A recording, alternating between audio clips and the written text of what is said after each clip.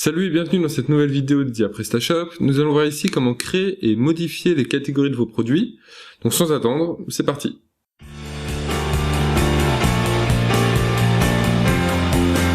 Ok, alors une note avant toute chose. Là on va commencer par jouer avec les catégories, puis avec les produits. Peut-être qu'en installant PrestaShop pour la première fois, vous allez avoir envie de modifier le logo, des textes, la couleur, etc. C'est des choses que nous verrons dans un second temps. Comme pour toutes ces vidéos, nous allons faire joujou sur une version de PrestaShop qui sera disponible en ligne. Le lien sera dans la description, n'hésitez pas à y jeter un œil. Alors, quand on regarde en front-end, on remarque dans le menu principal l'existence de catégories de démo déjà créées. On y voit des catégories parents et des catégories enfants. De manière générale, PrestaShop gère les catégories de produits sur autant de niveaux que vous le souhaitez. Dans le back-office, on les retrouve dans l'onglet Catalogue, catégories. On y voit la catégorie parents, et en cliquant dessus, c'est catégorie enfants. On va en créer une, en cliquant sur le bouton Ajouter une catégorie en haut à droite du back-office. Alors le premier champ correspond tout simplement au nom de la catégorie tel qu'il sera affiché en front-end.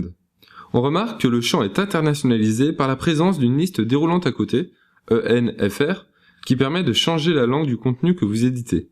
Le second champ indique si la catégorie sera apparente sur la boutique ou non.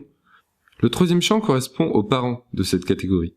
Si vous souhaitez en créer une de premier niveau, cochez la catégorie Accueil, qui est en quelque sorte une catégorie virtuelle non visible par l'utilisateur.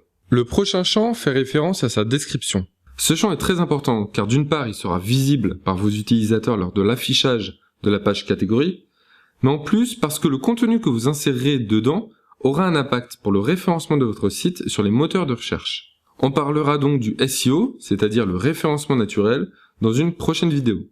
Alors oui, il s'agit d'un sujet très important pour votre boutique.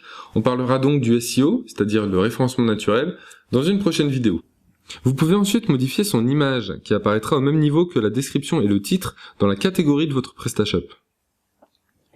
Les prochains champs sont des champs tout aussi importants pour le référencement.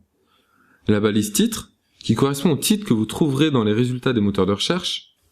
La métadescription, qui correspond à la description que l'on retrouve dans les résultats des moteurs de recherche. Le champ métamot-clé, qui correspond à rien. Cette balise n'est plus utilisée depuis un moment par les moteurs de recherche. Elle n'est pas visible par les utilisateurs. Donc gagnez du temps et ignorez ce champ. L'URL simplifié correspond au texte qui apparaît dans l'URL après votre nom de domaine. L'URL simplifiée est aussi très importante pour le référencement. Vous penserez à y insérer des mots-clés pertinents. Enfin, nous avons le champ d'accès au groupe. Ce champ permet de restreindre la catégorie à seulement quelques groupes d'utilisateurs. Par défaut, tous les groupes sont cochés et vous n'aurez probablement pas besoin de modifier ce champ très souvent. Ok, on enregistre la nouvelle catégorie et on la voit apparaître dans la liste.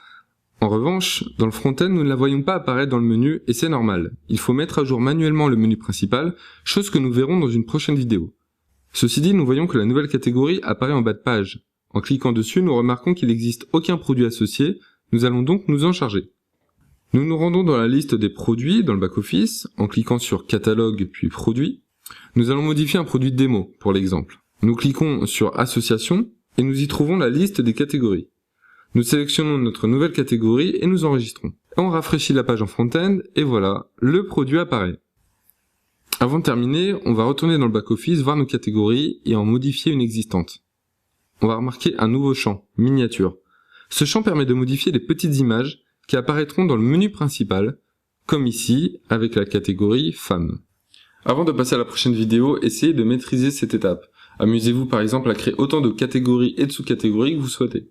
J'espère que la vidéo vous a plu, moi je vous dis merci et à bientôt dans une prochaine vidéo.